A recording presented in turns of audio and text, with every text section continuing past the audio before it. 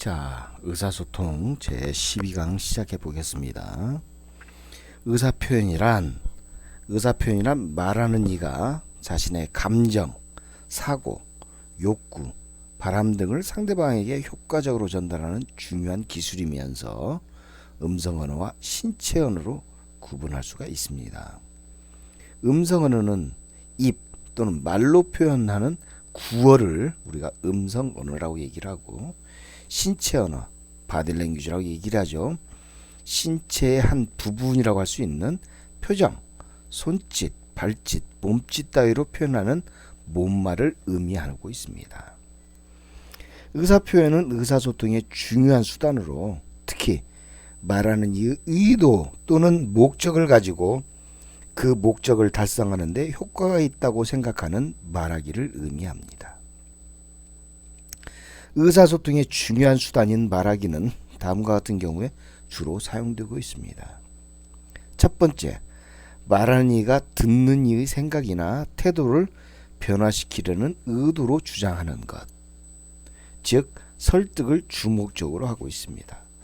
두 번째는 말하는 이가 자신에게 필요한 정보를 제공받기 위하여 청자에게 질문하는 것입니다. 세 번째는 말하는 이가 청자에게 자신에게 필요한 일을 하도록 요청하는 것입니다.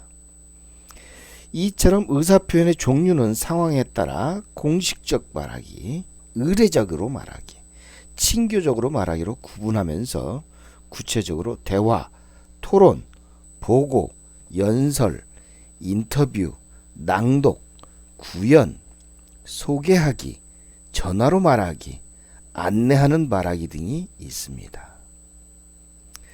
첫째, 공식적 말하기로는 사전에 준비된 내용을 대중을 상대로 말하는 것으로 연설, 토의, 토론 등이 여기에 해당합니다. 연설은 말하는 이 혼자 여러 사람을 대상으로 자기의 사상이나 감정에 관해서 일방적으로 말하는 방식을 말하고, 토의는 여러 사람이 모여서 공통의 문제에 대하여 가장 좋은 해답을 얻기 위해 협의하는 말하기를 말합니다. 토론은 어떤 논제에 관해서 찬성자와 반대자가 각기 논리적인 근거를 발표하고 상대방의 논거가 부당하다는 것을 명백하게 하는 말하기를 말합니다.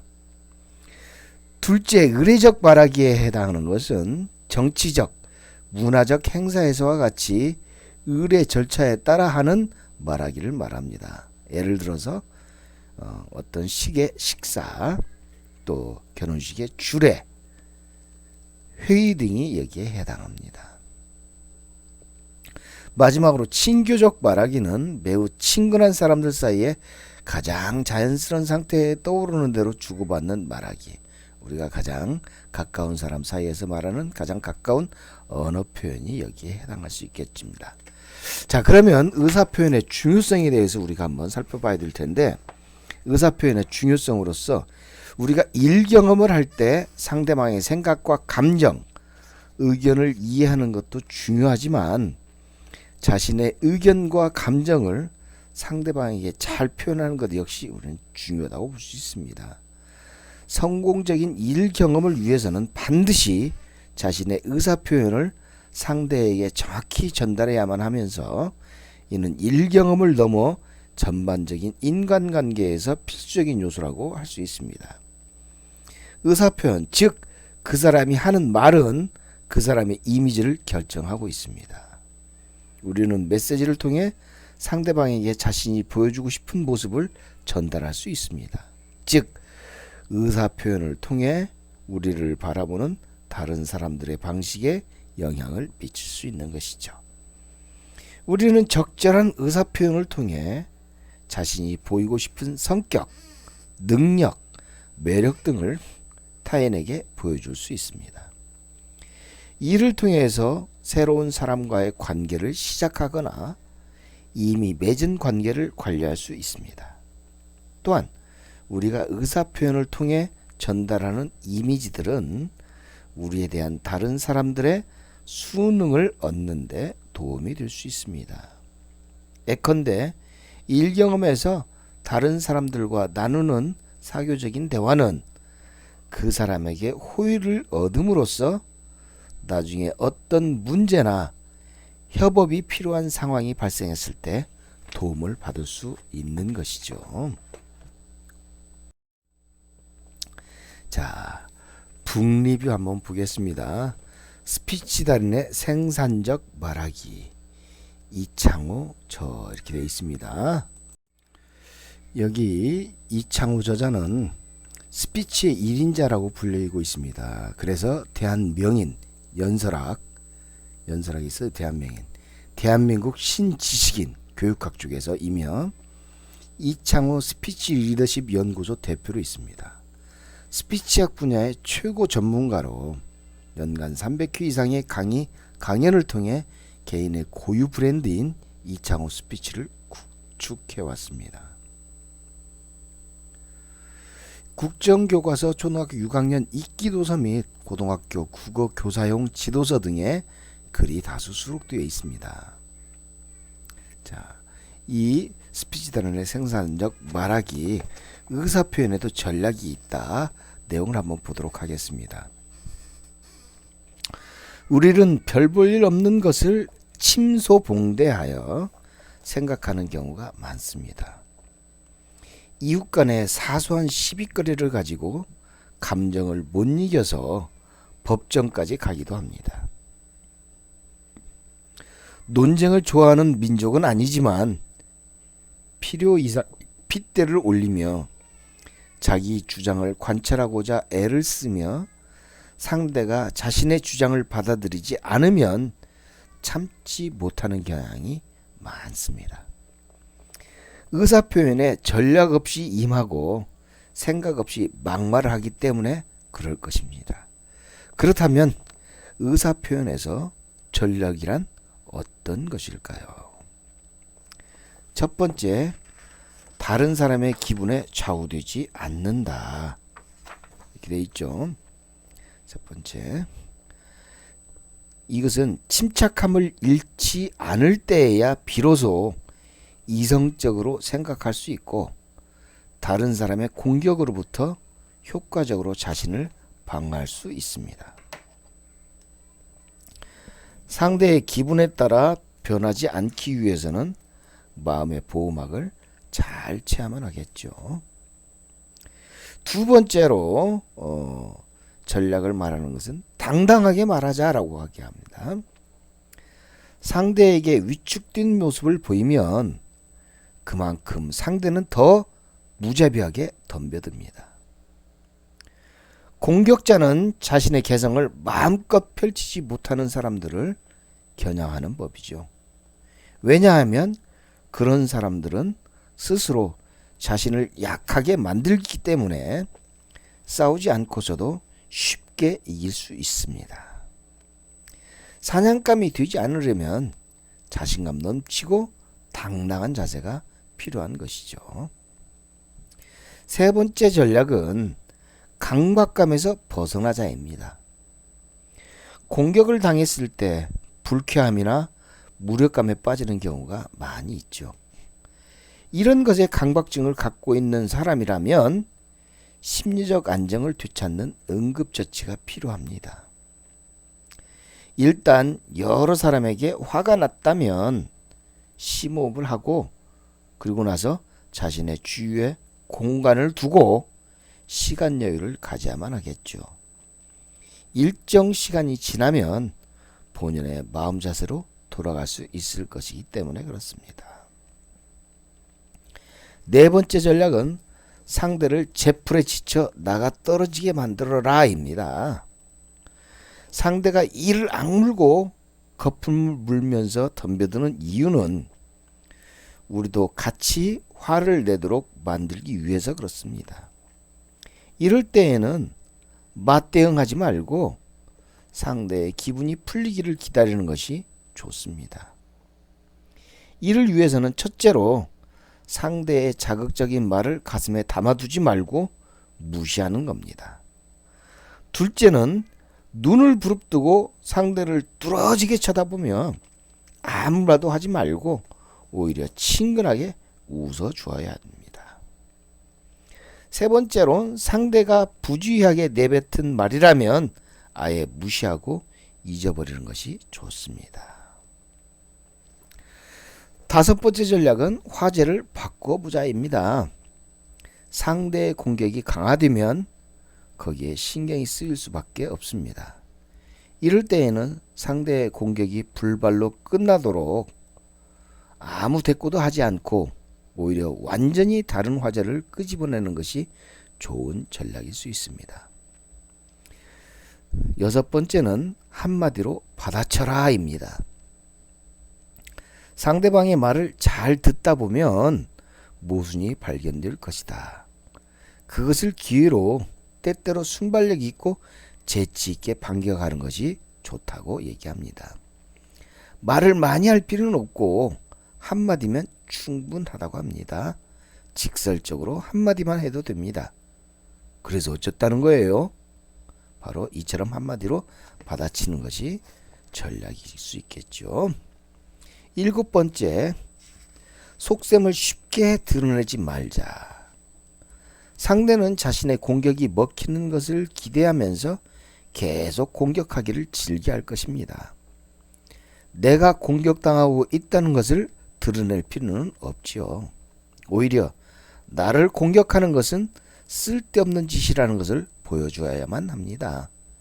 이럴 때 관련이 없거나 의미 없는 말이나 속담을 함으로써 상대를 혼란스럽게 만드는 것도 꽤 괜찮은 방법이 되겠습니다.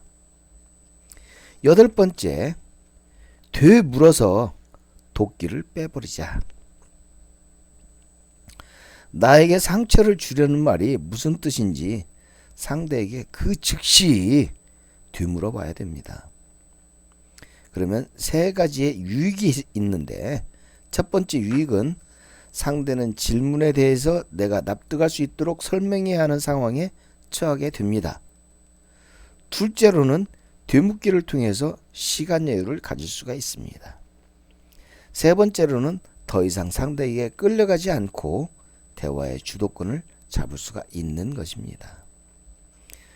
아홉 번째 전략은 마음의 균형을 잃게 하라입니다. 상대의 의견을 충분히 이해할 수 있다는 것을 보여주고 나서 자신의 의견을 단호하게 주장해야만 합니다. 상대를 칭찬해 궁지로 몰아넣을 수도 있습니다. 바로 상대의 입지를 좁히는 것이 되겠죠. 이것은 관대함이 밑받침이 되어야 성공할 확률이 높은데, 그렇다고 해서 자신의 주장을 굽히라는 것은 결코 아닙니다. 열 번째 전략은 감정적으로 받아치지 말라입니다. 공격에 대응하는 방법의 선택은 우리에게 달려 있죠. 상대의 마음을 직접 바꿀 수는 없지만 침착한 태도는 상대에게 영향을 미치게 됩니다. 그래서 공격을 감정적으로 받아들이지 말고 상대를 자세히 관찰해서 현재 상태를 있는 그대로 지적해 주어야 됩니다. 그러면 상대는 자신을 객관화할 수 있는 기회를 가지게 될 것이죠. 11번째, 모욕적인 말은 저지하자라는 전략입니다. 모욕적인 말을 듣고 나면 나도 모르게 똑같은 욕설을 내뱉음으로써 상대와 같은 수준이 되어버리기 쉽죠. 이럴 때에는 지금까지의 대응 태도를 바꾸어서 극단적으로 대치하는 것이 좋습니다. 상대에게 나를 모욕했던 말이 무엇인지 분명하게 말하고 얼굴을 마주보며 사과를 요구해야 합니다. 한계를 명확히 설정해서 그런 식으로 취급하지 말라고 분명하게 말하는 것이 중요하지요. 마지막 12번째 전략은 핵심을 명확하게 말하자입니다. 상대의 행동에 일일이 대응하는 것은 에너지와 시간의 낭비입니다. 이럴 때에는 최선을 다해서 진솔하게 무엇이 자신을 아프게 하고 화나게 했는지 간단 명료하게 말해야 합니다. 상대와 대화의 규칙을 정하고 갈등의 원인을 밝혀보아야 됩니다. 그리고 내 이야기를 간단하고 구체적으로 말하는 것이 좋습니다. 자, 2007년 북부스에서 발간한 스피치 단원의 생산적 말하기 이창호 저서의 책에 대해서 얘기를 했습니다. 자, 다음 단계로 우리가 의사표현에 영향을 주는 요인에 대해서 한번 살펴보겠습니다. 의사표현에 영향을 주는 요인에서 말을 잘하고 싶지만 뜻대로 되지 않는 경우가 우리는 많이 있어요. 근데 말을 할 때 영향을 끼치는 요소는 여러 가지가 있을 수 있는데 무엇이 원하는 의사표현을 방해하는지, 이를 개선하려면 어떤 노력을 해야 하는지 우리는 사례를 통해서 한번 살펴보도록 하겠습니다. 자, 여기서 PC의 프레젠테이션을 방해하는 내용이 있는데, 광고회사에 다니는 PC는 좋은 아이디어를 갖고 있어도 이를 제대로 표현하지 못해 안타까운 상황에 있습니다. PC는 남들 앞에서 프레젠테이션을 하는 상황만 되면 당황하여 혼자 중얼거리거나 헤매게 되는 경우가 종종 발생됩니다. PC의 발음은 부정확하고 청중이 아닌 다른 곳으로 시선을 향하기 때문에 듣는 사람들은 그의 발표에서 불편함을 느끼고 있습니다. PC는 이번에도 좋은 기획안을 기획했으나 그의 프레젠테이션이 끝난 후 내용을 이해하지 못한 동료들에게 부정적인 평가를 받았습니다. 결국 그의 기획안은 채택되지 못했고 이것은 PC에게도 그 회사에게도 분명한 손해가 되는 상황입니다. 그렇기 때문에 제목이 기획은 좋은 아이입니다. 이 제시된 사례를 통해서 열심히는 했지만 프레젠테이션에 실패하게 되는 것을 보여주고 있습니다. 프레젠테이션에는 성공 요인과 실패 요인이 있습니다. 실패하는 프레젠테이션은 어떤 요인 때문인지 원인을 살펴봐야 되는데, 첫 번째, 주제가 불명확합니다. 그러면 이 반대가 성공하는 프레젠테이션이 될 수 있겠죠. 자, 맨 먼저 명확하게 주제가 설정돼야만 합니다. 두 번째로 일방적인 전달자가 된다. 이것은 실패 요인인데, 그러면 일방적인 것이 아니라 상대방, 듣는 사람들이, 청자들이 이것을 이해할 수 있도록 하는, 상대방의 공감을 얻을 수 있는 그런 전달 내용이 되어야 되겠다는 얘기죠. 그 다음에 시간 분배가 제대로 되지 않는다. 시간이 길어지고 장황해지면 집중력도 떨어지고 그렇게 되는 겁니다. 그렇기 때문에 시간 분배, 정확히 내용에 대해서 정확히 딱딱딱딱 시간 분배가 이루어진다라고 한다면 그 전달되는 내용이 쏙쏙 전달될 수가 있겠죠. 그 다음에 설명이 명확하지 못한 경우, 이때에도 실패하게 됩니다. 그러니까 내가 설명하고자 하는 내용을 명확히 알고 있으면 상관이 없는데 그것을 설명하지 못한다고 한다면 듣는 사람들은 계속 그거에 대한 궁금증을 가지게 되는 것이죠. 그렇다면 결국 그 프레젠테이션은 성공하지 못하는 프레젠테이션이 되고 말겠죠. 자, 그리고 전반적으로 그냥 보고하는 식으로 이렇게 얘기를 하면 그 분위기는 굉장히 딱딱하고 엄숙해지겠죠.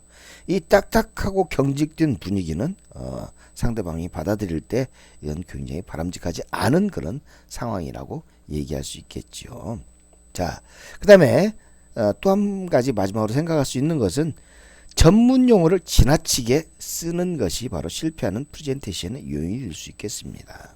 자, 전문 용어는 발표하는 사람에게나 적용되는 얘기고, 이 프레젠테이션을 듣는 사람은 전문가가 아닌 경우가 많다라고 생각해야 되기 때문에, 그렇다고 한다면 전문 용어를 지나치게 많이 쓰게 되게 된다면 듣는 청자들은 굉장히 거부감을 느낄 수가 있겠죠.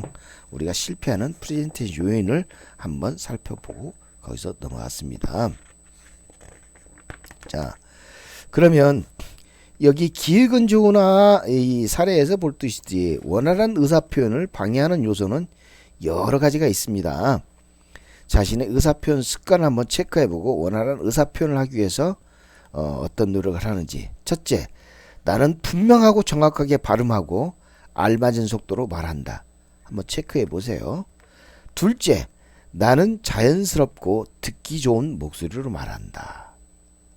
셋째, 나는 표준말을 상대나 상황에 맞는 어휘를 골라 품위 있게 쓴다. 그러는지 한번 확인해 보십시다. 네 번째, 나는 어법에 맞고 상대에 알맞게 예산말과 높임말을 가려 쓸 수 있습니다. 다섯째, 나는 말하는 상황에서 필요한 만큼의 정보를 제공한다. 중원본 말이 많지 않은 걸 얘기하는 거죠. 나는 말할 내용을 차례로 순서 있고 조리 있게 말한다. 굉장히 바람직한 내용입니다. 나는 내용의 요점을 빠뜨리지 않고 말한다. 요점 정리가 잘 돼야 되겠죠. 나는 상대나 상황에 맞는 화제를 골라 말한다. 아홉 번째, 나는 상대를 존중하면서 상대편의 입장과 처지를 생각하면서 말한다. 열 번째, 나는 알기 쉽게 말한다. 11번째, 나는 미리 계획하지 않고 순발력 있게 즉흥적으로 대응한다. 이것은 많은 내공을 쌓아야지 가능할 수 있겠죠. 12번째, 나는 활발하고 침착하고 협조적으로 말한다. 나의 말하는 태도에 대해서 지금 체크하는 거니까 여러분들이 한번 이런 상황을 다 체크해 보는 겁니다. 13번째, 나는 상황에 어울리는 효과적인 동작과 표정으로 말한다. 14번째, 나는 예의를 지키며 부드럽고 상냥하게 말한다. 아주 바람직한 태도죠. 자, 여기서 자신의 의사표현 습관을 점검해 보는 건데, 의사표현은 한마디로 말하기이므로 어떠한 언어를 사용하는가는 매우 중요합니다. 의사표현에 사용되는 언어는 말하는 순간 듣는 사람이 바로 알아들 수 있어야만 하겠죠. 의사표현에 사용하는 적절한 언어는 어떤 것들이 있는지 알아보겠는데, 첫 번째, 이해하기 쉬운 언어. 이게 제일 중요합니다. 두 번째로, 상세하고 구체적인 언어를 사용해야 합니다. 세 번째, 대화체의 언어, 즉 문장처럼 끌어져 있는 구시처럼 딱딱한 그런 문어체가 아니라 대화체의 언어를 써야 된다는 얘기고, 네 번째는 간결한 언어, 중언부언, 말이 만연체로 늘어나서는 안 되겠죠. 다섯 번째는 꼭 필요한 말만 해야 되겠습니다. 여섯 번째는 정확한 말을 해야 되겠죠. 일곱 번째는 아주 감각적으로 순간순간에 맞춰서 말할 수 있는 감각적인 언어를 사용하는 것이 좋습니다. 그 다음에 여덟 번째는 문법적으로 맞는 말이 되어야 되겠습니다. 문법적으로 맞지 않으면 그 말 자체가 전달이 되지가 않죠. 그 다음에 마지막으로 아홉 번째는 잘못된 언어 습관, 즉 중얼거리거나 소리를 갑자기 꽉 소리를 지른다거나 톤이 일정해가지고 그냥 단조로운 톤으로 얘기한다거나 또 간주어, 또 이와 같은 말들을 많이 사용한다거나 또 어디서 어떻게 얘기하고 있는지를 모르고 이것저것 헤매다가 돌아오는 경우, 이런 것들이 의사표현에 사용되는 적절한 언어의 한 형태라고 얘기할 수 있겠습니다. 잘못된 언어 습관은 우리는 버려야 되겠죠. 자, 그렇다면 의사표현에 영향을 미치는 비언어적 요소에 대해서 한번 우리가 살펴보도록 하겠습니다. 원활한 의사표현을 방해하는 요인이 무엇이 있는지 우리는 알아보고 있는데, 여기에서는 연난공포증, 말, 음성, 몸짓, 유머를 중심으로 우리를 살펴보겠습니다. 그래서 이를 제거하기 위해서는 어떤 노력을 해야 되는지도 한번 살펴보겠습니다. 먼저 의사표현에 영향을 미치는 비언어적 요소라는 것은, 의사표현에 영향을 미치는 요소는 여러 가지 할 수 있겠지만 연난공포증, 말, 몸짓, 유머 등 네 가지에 대해서 알아보고자 하는 것입니다. 첫 번째로 연난공포증입니다. 면접이나 발표 등 청중 앞에서 얘기하는 상황이 됐을 때 정도의 차이는 있지만 누구나 가슴이 두근거리고 입술이 타고 식은땀이 나고 얼굴이 달아오르는 그런 생리적인 현상을 느끼게 됩니다. 이러한 연난공포증, 앞에 서서 대인 공포에 해당할 수도 있겠습니다. 소수가 경험하는 심리 상태가 아니라 90% 이상의 사람들이 호소하는 불안의 요소입니다. 즉 많은 사람 앞에 서보지 않았기 때문에 그렇죠.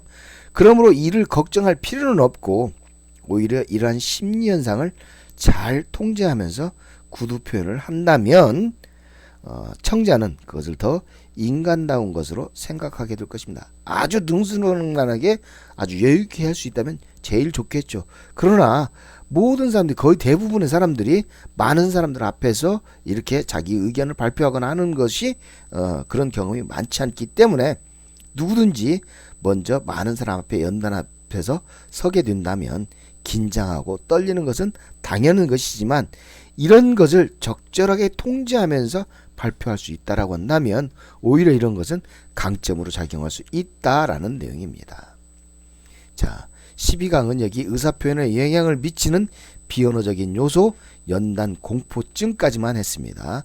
다음 시간에 13주차의 말, 몸짓, 유머에 대해서 계속 이어나가도록 하겠습니다.